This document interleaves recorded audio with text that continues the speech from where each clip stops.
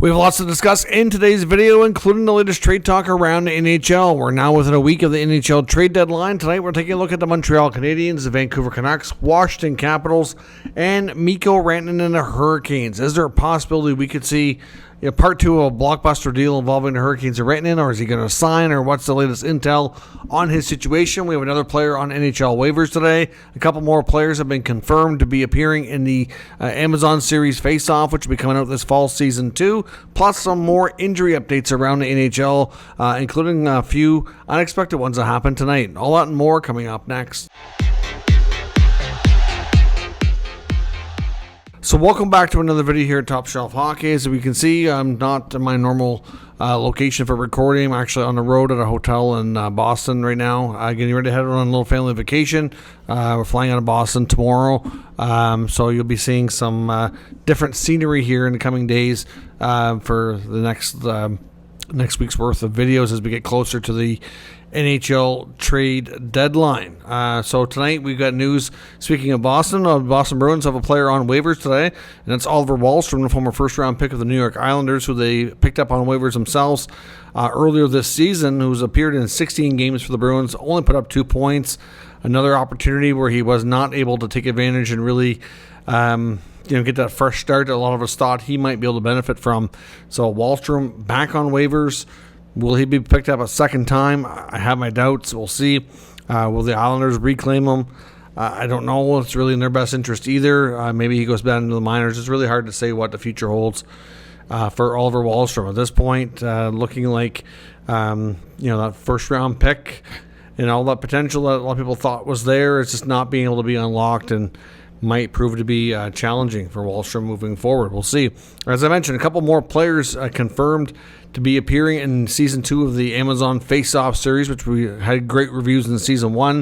Of course, so far we knew Brady Tkachuk was the very first one confirmed a little while back. And then, of course, we found out Seth Jarvis was going to be a part of it as well. And today we found out a couple of more players, including a couple guys with the Columbus Blue Jackets. Completely different stories and different types of players here, but I think they'll both be unique and offer something different to this series.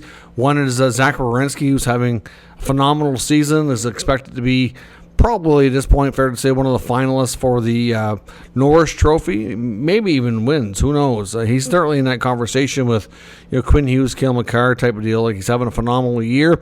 A big part of the Blue Jackets' success certainly falls on his shoulders, no doubt. So that'll be interesting to see what he brings to the series, to see him behind the scenes. And then the other one is Sean Monahan. Of course, Monahan signed in Columbus as a free agent, expecting to play with former teammate and best buddy Johnny Gaudreau, of course, who tragically passed away in an accident at the end of the summer there. So certainly get to learn more about what's going on with Monahan behind the scenes. And of course, he's been battling an injury this year. It's kept him out a fair bit of time as well. So be curious to see Monahan behind the scenes. Will probably give us a glimpse on how he's dealing with things, and could be a couple of interesting players to kind of just learn more about off the ice, and to see what the cameras can tell us here about their personal lives and how they tackle being professional hockey players. So be curious to see. Should be a fun series. I'm sure there's going to probably be at least 2 or 3 more guys that we learn that the cameras are following around here, and looking forward to seeing Season 2 this fall. Big night as well for Braden Schenn, game number 1,000. So he and his brother Luke become the 8th set of brothers to both reach 1,000 games in their NHL careers, but they are the very first sibling duo to accomplish it during the same season. Of course, Luke Schenn hit 1,000 career games with Nashville earlier this season. So quite an accomplishment. Of course, at this point, both are potentially trade deadline pieces that we could see as well. We've heard rumblings from a couple of different insiders suggesting that multiple teams were looking to acquire possibly both Schenn brothers. Not a guarantee that either guy moves. Obviously, like I said, Luke's a defenseman, brings a lot of physicality and experience. Stanley Cup on his resume. Of course, Braden, Stanley Cup on his resume as well. Captain in St. Louis, a lot of grit, still has some offense to his game. Could be a great role player, has a little bit more term on his contract. Like I said, there was at least 2 teams, if not more, that were interested here. So both of these guys will be curious. I know Luke Schenn, of course, has had multiple stints with the Maple Leafs, and a lot of insiders are saying, especially ones that are well connected with the Leafs, think that Braden Schenn might be their top target, but it's going to be very, very tough for them to pull off. I have no doubt that the Leafs would like to add a centerman. He does check all the boxes, but he's going to be expensive. The cap makes it complicated. Not saying it's impossible, because it certainly isn't, but it's certainly going to be tricky to see. So quite a feat for the 1,000 games. And like I said, will both players be on the move? There's certainly names to be watching for in the next week, that's for sure. Some injury updates. Canucks defenseman no season appears to be over. He had surgery to repair a hernia. So he's done for the year, unfortunately. Penn's forward Michael Bunting is going to be out. They're calling it indefinitely right now because they don't know an exact timeline. But he did have to have his appendix removed. So after an appendectomy, typically you're out for a couple of weeks. So, in some cases, maybe a little less. So I'd say at least a week, anywhere from a week to 2. But right now they're calling it indefinitely until they have a better idea on the recovery. And we know Kirby Dach is dealing with an injury in Montreal, and apparently the media is saying that they're expected to give an update tomorrow.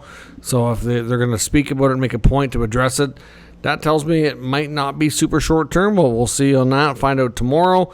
Another big trade deadline target for a bunch of teams, Trent Frederick in Boston, is now hurt as well, and he's listed as week to week.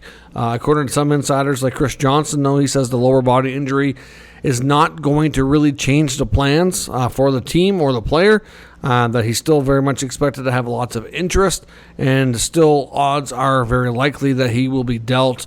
Bruins GM Don Sweeney spoke to the media a few days ago and made it pretty clear that really anybody not named Brad Marchand is not likely getting an extension prior to the deadline.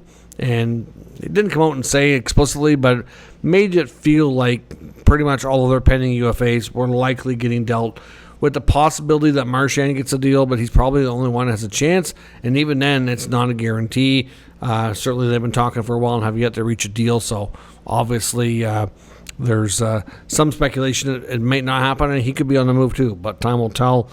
On that front, and another injury that happened tonight, Garnet Hathaway, the Flyers, looked to be a bit of a scary situation, where he was in big time, I guess world of hurt, whatever we want to call it, but he had to be helped off the ice, and it was just a bad situation. Flyers playing the Penguins tonight. It's kind of a weird scenario. Of course, I didn't see it live, as you know. Like I said, I've been traveling all day. Drove for several hours, including a lot slower than I'd like to, and I wouldn't call it a major snowstorm, but enough snow that the roads were not great, so we had to go a lot slower, which obviously, like I said, kept me on the road and got me here a lot later than expecting. But so I didn't get to really watch any hockey tonight except for some highlights. And the highlight I've seen of this hit was that Hathaway lays a hit on a Penguins player. Looked to be a clean hit from what I could tell. And then Penguins forward Boko Imama comes along and nails Hathaway, and Hathaway doesn't even see him coming. It's definitely interference all day long, but they originally called it a major, and they were going to look like it was like major with like a match penalty type of deal. Reviewed it, and they knocked it down to a minor, which I was kind of surprised after watching the play. Wouldn't be shocking if he gets a hearing from player safety, but Hathaway was, like I said, just not good at all. It took a long time to get off the ice and needed a lot of help. So, he's going to be probably out for a while for Philadelphia. Now, like I said, on to the rumor front. We're going to look at a few players here in the latest intel. One, it's kind of a smaller trade if it happens, and I suspect there's a decent chance it will, but it may not. But the Washington Capitals are trying to move defenseman Ethan Bear. Of course, Ethan Bear has gone through a lot in the past few years. It was out of the NHL, was in the player assistance program, ended up dealing with a lot of injuries.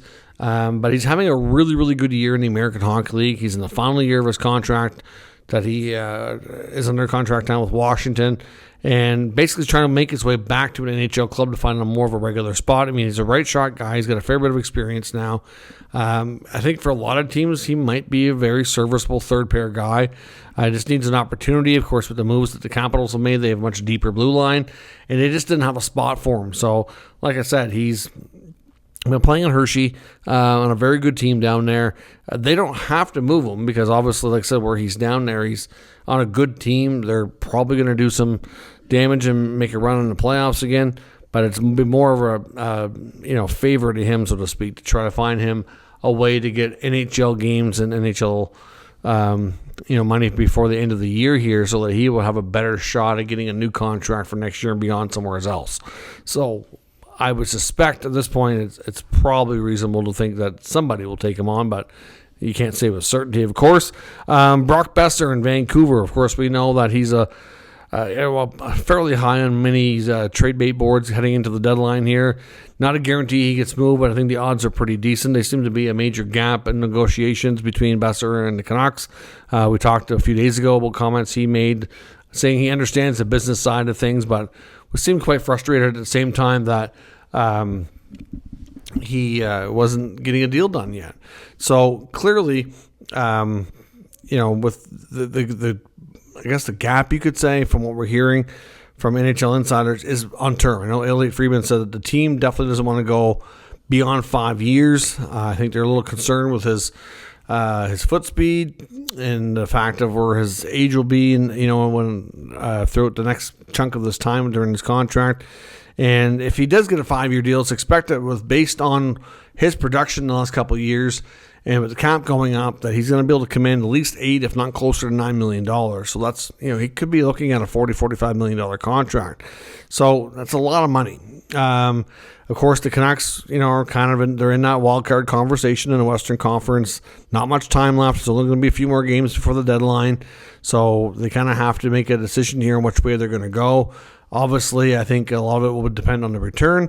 If they get a good enough return that they feel they can make the team better, then obviously they probably make that move.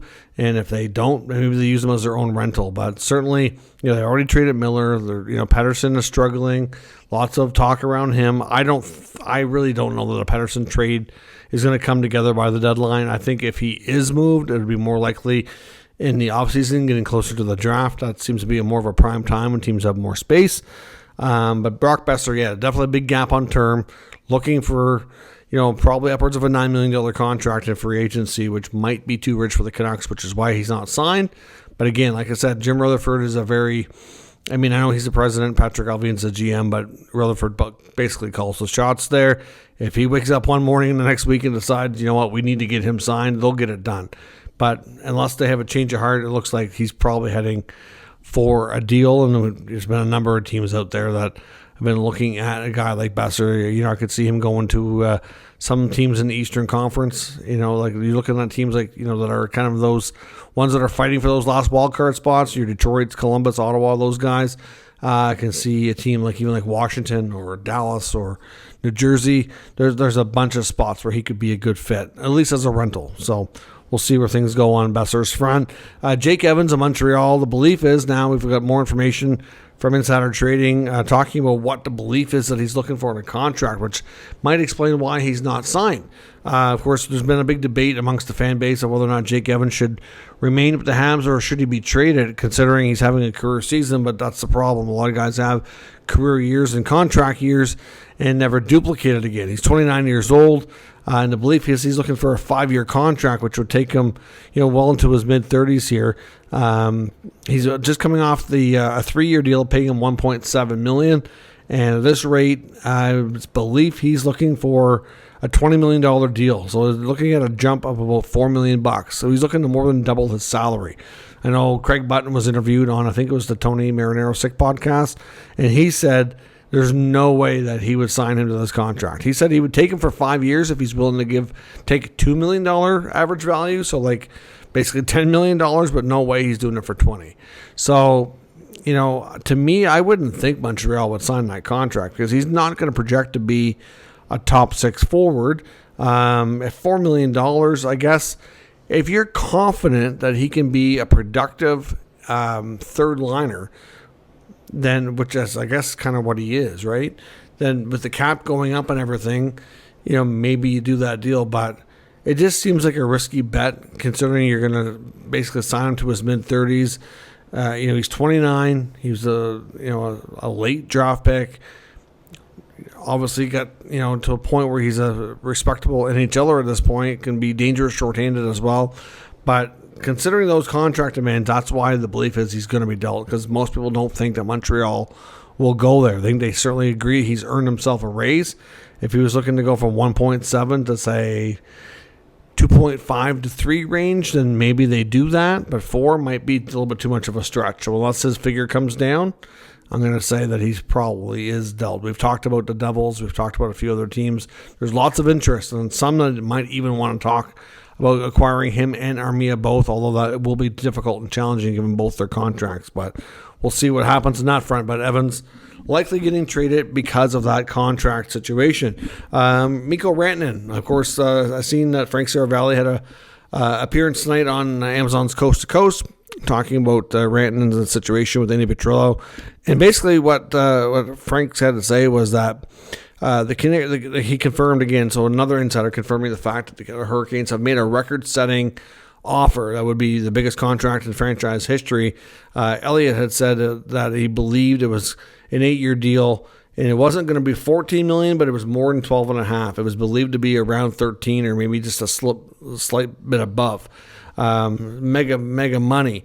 When he was being traded there, they had a chance to talk to him in his camp before the deal was finalized. They were confident, comfortable, they could meet his demands. At this point, Frank says essentially that even if he says, I'm not confident that I can make a decision and I'm not going to sign by the deadline, that it's not a given that they trade him. Something that they have to do it because they can't risk it.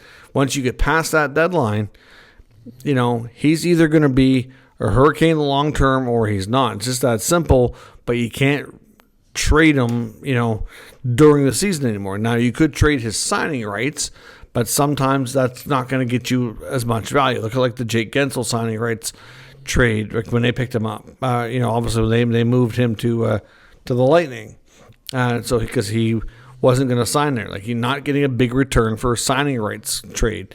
You get a little something back just so that other team has an exclusive window to make sure they get it done, but that's it. So at the end of the day, it's much, much, much better to get it done during the season. But as Frank says, like, the only way they're going to trade him is if they're confident they can find a deal that makes them better and gives them a better chance at winning a Stanley Cup, or they will keep him as a rental and take their chances that maybe they can still convince him to sign before July 1, because they will still have that exclusive negotiating window until free agency kicks in. So obviously, again, lots of talk that he could be traded. He could be. But are they going to find that trade to make the team even better? That's the hard part, right? I know I've heard a lot of people saying about the Maple Leafs that they need to be all over this if he's available. They could bring him in with retained money and have his rights as a Marner emergency, basically, in case they can't keep him, that they could sign Rantanen. Knowing that Rantanen's likely a rental unless Marner leaves, then they pivot to him and give him a big contract. I mean, does Rantanen give them a better chance to win a cup than Marner? Some people say yes. Some people say no. I don't know. I mean, it's interesting for sure. But again, it's one of those situations where, it's always about the Leafs, right? They all get their grips in there and see what they can do. But, will Rantanen be on the move? It's hard to say, because finding that deal, like Seravalli says, that makes them better, it's very, very, very difficult. They had a hard enough time finding that first one, unless they make a deal that involves a Mitch Marner or an Elias Pettersson or another big name like that, some think might be on the move, whether it be at the deadline or in free agency. It's not going to be, that's really hard to do. So we'll see what happens. But that's all your recap of today's news and rumors. Like I said, I'm in Boston here for the night, catching a flight tomorrow. So the next video will be in a new location, so stay tuned to see where that is tomorrow, sometime after we get settled in the next spot. So let me know your thoughts on all today's news and rumors down in the comments. We'll discuss further. If you're new to the channel, make sure you subscribe and stick around. We'll keep you up to date with all the news, rumors, and analysis of all 32 NHL teams. Thanks for watching. I'll catch you next time.